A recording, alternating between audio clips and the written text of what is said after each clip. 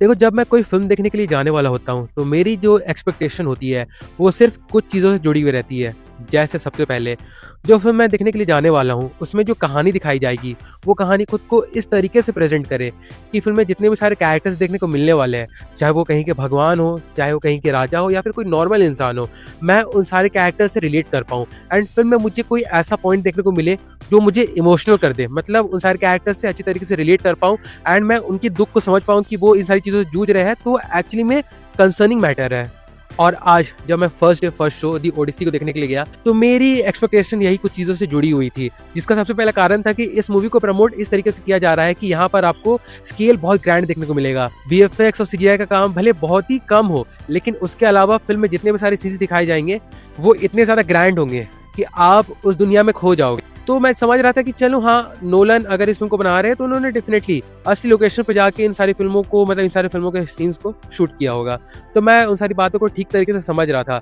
लेकिन मैंने जैसे बताया ना कि मेरी कुछ-कुछ एक्सपेक्टेशन रहती है जब मैं कोई फ़िल्म को थिएटर में देखने के जाता हूँ या फिर किसी भी फ़िल्म को देखता हूँ। तो क्या दी ओडिसी उन सारी चीज़ों को फुलफ़िल कर पाती है? अब देखो, इससे पहले मैं फ़िल्म पे पूरी तरीके से आऊँ, मैं शॉर्ट में इस फ़िल्म की कहानी बता देता हूँ। देखो, कल मैंने 2 शॉर्ट्स अपलोड किए थे, ठीक ना? और उसमें मैंने ये बताया था कि कैसे जो ट्रॉय का वॉर होता है, जिसे हम ट्रोजन वॉर भी कहते हैं, उसके बाद जितने भी सर्वाइवर्स उस ट्रॉय वॉर में बचते हैं, वो अपनी घर की ओर निकलते हैं। और ये कहानी उन्हीं कई सारे सोल्जर्स में से एक सोल्जर, जिसका नाम है ओडिसियस, उसके घर लौटने की कहानी है। लेकिन तो यहाँ पर ना एक कैच है कि देखो, मुझे लगा था कि इस फ़िल्म की कहानी जिस तरीके से बताई जा रही है, वो ये होने वाली है कि फ़िल्म में ओडिसियस के घर पहुँचने की कहानी दिखाई जाएगी हमें, कि वो कितने मुश्किलों से होते हुए घर पहुँचा था, और जैसे वो घर पहुँच जाएगा, वैसे उनकी कहानी एंड हो जाएगी।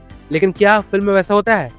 अब ये कोई स्पॉइलर नहीं होने वाला है। एक्चुअली में ये आपकी एक्सपेक्टेशन को थोड़ा और ऊपर सेट कर देगा। देखो, होता ये है ना कि ओडिसियस अपने घर तो पहुंच जाता है बहुत सारी मुश्किलों का सामना करते हुए, लेकिन लास्ट में क्या होता है ना कि जितने टाइम वो अपने घर से बाहर रहता है या फिर अपने घर पहुंचने की कोशिश में पूरी तरीके से लगा हुआ रहता है, उसी वक्त जिस राज्य से वो बिलोंग करता है, मतलब जिस राज्य का वो राजा है, वहां पर एक अलग ही पॉलिटिक्स चल रहा होता है कि किसी भी तरीके से ये बात मनवा दिया जाए क्वीन पेनेलोपे को कि ओडिसियस मर चुका है, और अगर उन्हें अपनी राज्य की सुरक्षा करनी है तो उन्हें कोई नया राजा चुनना पड़ेगा। और इसलिए कई सारे लोग वहां पर आते हैं जो खुद को एज ए वर्दी किंग बताना चाहते हैं, और वो चाहते हैं कि वो ओडिसियस के थ्रोन पर बैठे।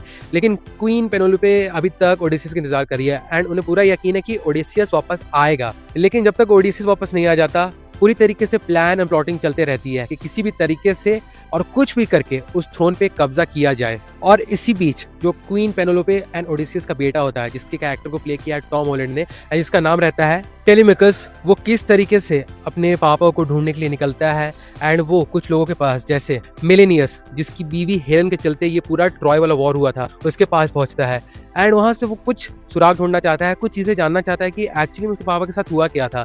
एंड मिलेनियस अपनी तरफ से अपनी पूरी कहानी बताता है कि किस तरीके से उसके पापा की मदद से उन्होंने ट्रॉय पर कब्जा किया एंड उस ट्रॉय को लूटने के बाद वो सब अपने अपनी घर की ओर निकल चुके थे एंड आखिरी बार ट्रॉय के शोर पर ही ओडिसियस को देखा गया था। एंड उसके बाद किसी को कुछ नहीं पता कि एक्चुअली में हुआ क्या है ओडिसियस के साथ।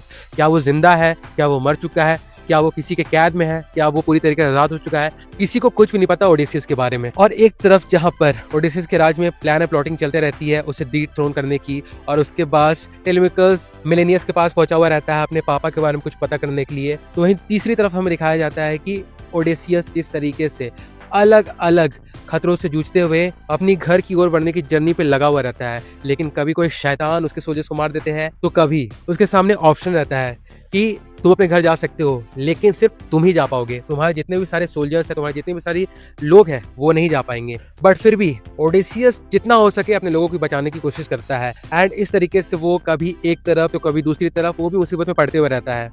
लेकिन आखिरी सवाल यही है कि अगर वो घर पहुंच जाता है, तो उसके घर पहुंचने के बाद जितनी भी सारी प्लान प्लॉटिंग चल रही थी उसके अगेंस्ट, तो वो उस चीज से जीत पाता है या फिर वो उसकी जान चली जाती है, उसके साथ होता क्या है, ये सारी चीजें एक्चुअली में अगर आपको जानना है तो आपको ये फिल्म देखना पड़ेगा। अब अगर एक्टिंग की बात की जाए तो एक्टिंग में मुझे 3 कैरेक्टर्स की परफॉर्मेंस सबसे ज्यादा आउटस्टैंडिंग लगी। सबसे पहले ऑब्वियस से है ओडिसियस, जिसे मैट डेमन ने प्ले किया है। उसके बाद है Penelope, played by Anne Hathaway. And finally, मतलब ये तो मेरे थोड़ा आउट ऑफ द बॉक्स हो गया था, रॉबर्ट पैटिंसन। उन्होंने, मैं कह सकता हूँ कि एक विलन के रोल को इसमें प्ले किया है एंड सही में आपका खून खौल जाएगा देख के, जिस तरीके से रॉबर्ट पैटिंसन का कैरेक्टर, जो टॉम हैरेन के कैरेक्टर से इंटरैक्ट करता है, जो सारी बातें बोलता है, और उसके अलावा जिस तरीके से वो ओडेसियस को डिसरिस्पेक्ट करता है एंड किसी भी तरीके से वो पेनेलोपे से शादी करके उस राज्य पे कब्जा करना चाहता है, ये सारी चीजें जब वो बताता है, डिक्टेट करता है एंड ये बताता है कि अगर कुछ हो भी जाए तो जो ओडेसियस का बेटा है उसे भी मारने से पीछे नहीं हटेगा, एंड उसने वो सारी चीजें प्लान करके भी रखी हुई रहती है। इसीलिए Robert Pattinson, Matt Damon and Anne Hathaway, इन तीनों एक्टर्स की परफॉर्मेंस टॉप नॉच लगी। उसके अलावा जितने भी सारे और भी एक्टर्स हैं, ऐसा नहीं है कि उनकी परफॉर्मेंस खराब है, उनकी भी परफॉर्मेंस काफी अच्छी है। लेकिन किसी फिल्म में होता है ना कि कई सारी परफॉर्मेंस के बीच में कुछ सारी परफॉर्मेंस स्टैंड आउट लगती है, तो यहाँ पर Matt Damon, Robert Pattinson and Anne Hathaway, इन तीनों का परफॉर्मेंस मुझे उसी तरीके का लगा। और अगर डायरेक्टर की बात की जाए तो मैं यहाँ पे कहूंगा कि Nolan has peaked once again.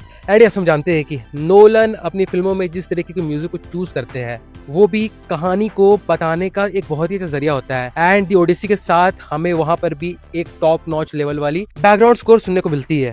तो यस, एट द एंड अगर कहूँ तो this film is too good. लेकिन चलो, जो भी बातें मैंने इस वीडियो में कही है इस फिल्म को लेके, वो तो मेरा अपना एक पर्सनल ओपिनियन है, एंड मैं देख रहा हूँ कि काफी लोगों का ओपिनियन काफी डिफर कर रहा है। मेरे ओपिनियन से तो श्योर से करेगा। तो अगर आपने भी ये फिल्म देख ली है तो आपका क्या ओपिनियन बना है इस फिल्म को लेके, उसे भी आप कमेंट सेक्शन में लिखकर जरूर से बताइएगा। मैं फर्स्ट शो जाना चाहूंगा कि इस फिल्म को लेकर आपके थॉट्स किस तरीके के हैं। So do drop your views in the comment section. और हाँ, बाकी फिर चलिए मिलते हैं बहुत जल्द एक और नए वीडियो के साथ। तब तक के लिए बाय।